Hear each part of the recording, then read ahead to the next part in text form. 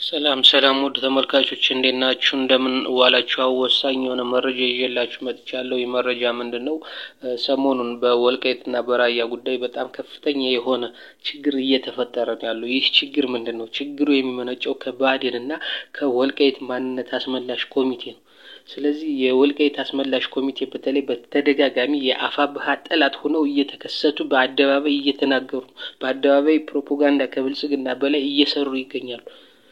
ምክንያቱም እነሱ የአማራ ህዝብ ወሎ ላይ ሸዋ ላይ ጎጃም ላይ ስለ ወልቃይት ብለው የሞተ ወጣት እንደሌለ ሁሉ እነሱ የራሳቸውን ጥቅም የሰሊጥ ንግዳቸውን ከጄኔራሎች ጋር እየነገዱ የሰሊጥ ንግዳቸው ጥቅማቸው እንዳይነካ ብቻ በማሰብ እንግዲህ የአማራን ህዝብ ለክደት እየዳረጉ ነው፣ እየካዱ ነው።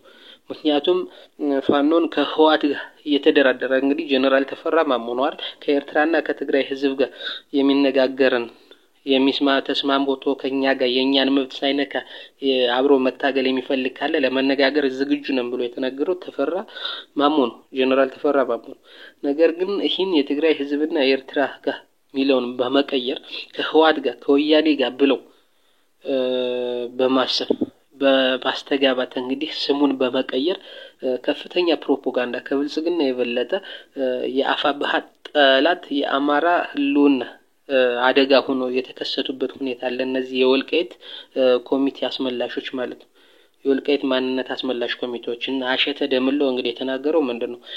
አማራ ክልል ላይ ከታሪካዊ ጠላቶቻችን ጋር ከወያኔ ጋር ለመነጋገር የተዘጋጀ ኃይላት አሉ ነው ያለ። እነዛ ኃይላት ማን ናቸው ሲባል እንግዲህ ኃይላት ማን ነው? አፋብኃ እኮ ነው ያለው አይደል?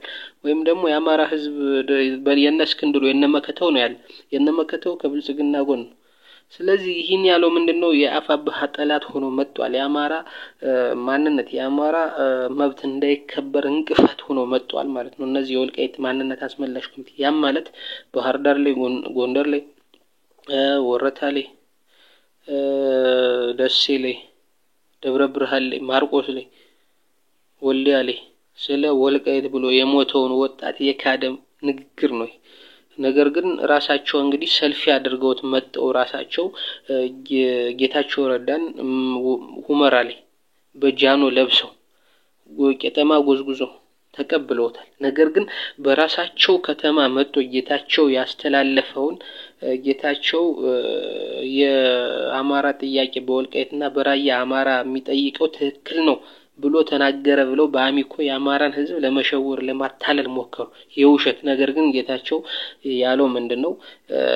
በወልቃይት ጸገዴ የአማራ ህዝብ የኢኮኖሚ ጥያቄ ነው ያለው የኢኮኖሚ ጥያቄ ነው ያለው ማለት የማንነት ጥያቄ ሳይሆን የኢኮኖሚ ጥያቄ ነው ያለው ነው ያልሁት ብሎ ተናገረ። እንግዲህ በአደባባይ ያወጣባቸው እነሱ ህዝቡን ለማታለል ብለው አመነ። ጌታቸው ረዳ ትክክል ነው የአማራ ህዝብ በወልቃይትና ራያ ያለው ጥያቄ ትክክል ነው ብለው ተናገሩ ብለው በአሚኮ ያስነገሩትን ጌታቸው በራሱ ወጣና አይ እኔ እንደዚህ አላልኩም፣ የአማራ ህዝብ በወልቃይት ጸገዴ ያለው የኢኮኖሚ ጥያቄ ነው፣ የኢኮኖሚ ተጠቃሚነት ጥያቄ ነው ያለው እንጂ የማንነት የለውም ነው ያልሁት ብሎ ተናገረ።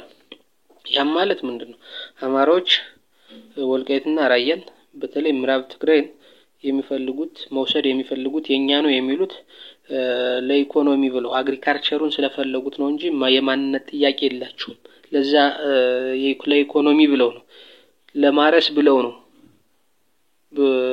የኛ ነው የሚሉን የኛ ሊወስዱ የሚል ንግግር ነው፣ ሜሴጅ ነው ያለው እንግዲህ የጌታቸው ንግግር።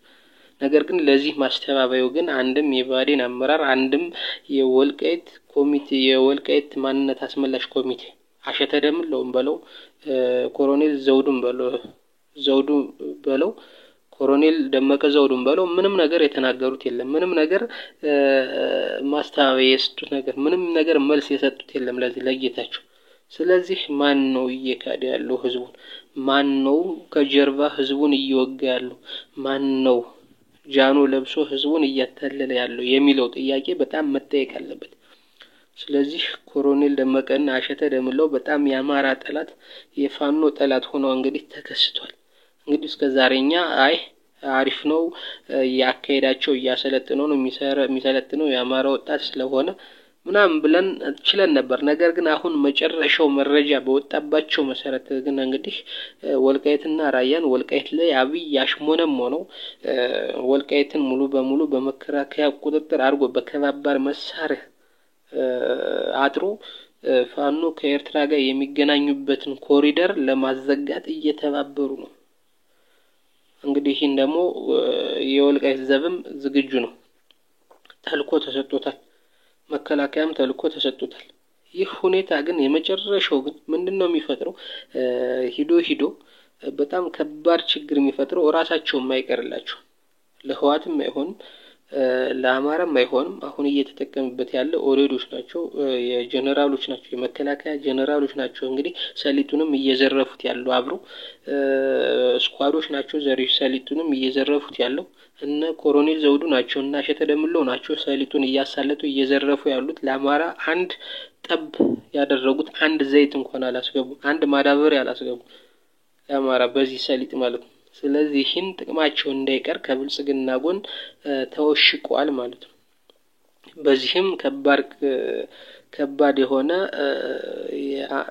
ንቀት፣ ከባድ የሆነ ክደት የአማራ ህዝብ ላይ ፈጥሯል።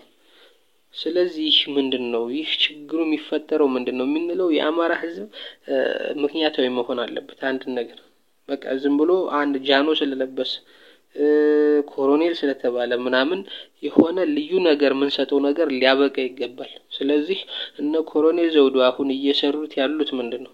እነ ኮሎኔል ዘውዱ አሁን እየሰሩት ያሉት ወልቃይት ላይ መከላከያ ከባባድ የኮንክሪት ምሽግ እየገነባ ነው። ከባባድ መሳሪያ አብዛኛው መሳሪያ በዛ አካባቢ እየሰፈረ ነው። ምክንያቱም ፋኖ ከኤርትራ ጋር የሚገናኝበትን ኮሪደር መዝጋትና ጎንደርን ማውደም ነው። እነ ኮሎኔል ደመቀ እየሰሩት ያሉት አሁን ጎንደርን የማስወደም ስራ ነው። ስለዚህ ፋኖ በዛ ከኤርትራ ጋር አይወጣም። የሱዳን ጋም እንደምታዩት ነው እንግዲህ ሄሚቲን እንዴት እንደሚሉ ሱዳን ሄሚቲ ካሸነፈ ማለት እንግዲህ አማራ ይከበባል ማለት ነው። ሄሚቲ ማሸነፍ የለበትም በሱዳን በኩል። እነ ኮሎኔል ዘውዱ ኃይል ይባሉ ይገባል እና እሸተ ደምለው እንግዲህ ፋኖን በታሪካዊ ጠላቶቻችን ጋር ለመነጋገር ዝግጁ ሆኗል እያሉ እየከሰሱ እነሱ ጌታቸውን ሁመራ ላይ ጠርተው ነገር ግን በራሳቸው በጋበዙት እንግዲህ ጌታቸው እናንተ የኢኮኖሚ እንጂ የማንነት ጥያቄ የላችሁም የሚል መልስ ነው የመለሰላቸው።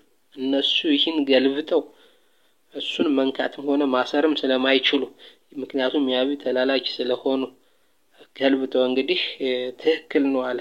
የወልቃይትና የራያ የአማራ ህዝብ የሚጠይቀው ጥያቄ ትክክል ነው ብሎ ተናገረ ሚል የውሸት ዜና ለቀቁ፣ ህዝቡን ለማታለል፣ ለማጃጀል፣ ለማጭበርበር።